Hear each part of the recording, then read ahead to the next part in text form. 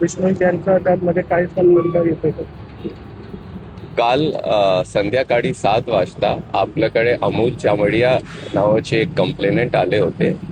त्यांनी आपल्याला असं सांगितले की जवळपास संध्याकाळी 7:30 वाजता त्यांच्याकडे एक कॉल आला होता.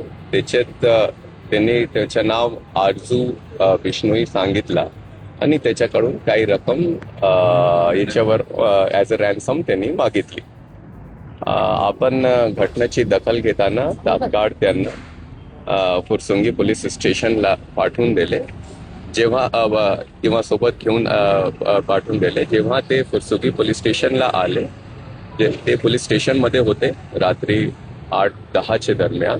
त्या दरम्यान त्यांच्याकडे कॉल आला की 4 राऊंड त्यांचे गोडाऊनवर फायर झाला आहे.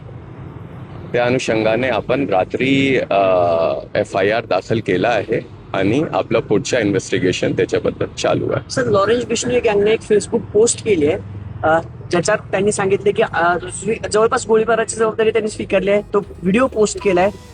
त्या दिशेनं काही तपास सुरू आहे का? आणि बिश्नोई गँगने जबाबदारी स्वीकारल्यानंतर हा बिश्नोई गँगचाच प्रकार आहे असं काही लक्षात आलं?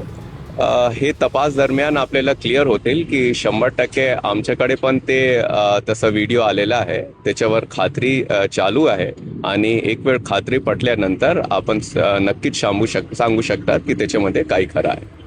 किती आरोपी होते कोण होता याच्यासाठी आपण अटक करू शकलोय का त्याला आतापर्यंत? कुठे आतापर्यंत जे आहे ते आपल्याला काही त्यांची ओळख पटली नाही आहे की ते कोण होता, काय होता.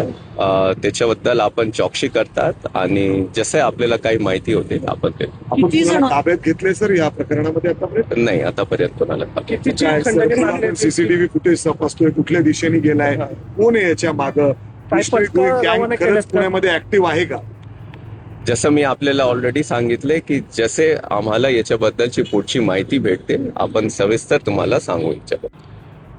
याची पूर्ण आपल्याला चौकशी जसे ते आला होता त्याची पण आपण तात्काळ दखल घेतली. FIR रजिस्टर केले आहे आणि याची पुढची चौकशी चालू आहे. कितीची काय खंडणी मागितली होती अमोल त्यांना असं सांगितलं की तुमच्याकडे जेवढे पार्टनर्स आहे सगळ्यांकडून आम्हाला खंडणीची रक्कम पाहिजे. सर, काल फायरिंग करणारे काय मागितली होती रक्कम किती मागितली? सगळे त्यांनी असं सांगितलं की तुमचे जेवढे पार्टनर्स आहेत त्यांच्याकडून 5 कोटीची खंडणी मला पाहिजे.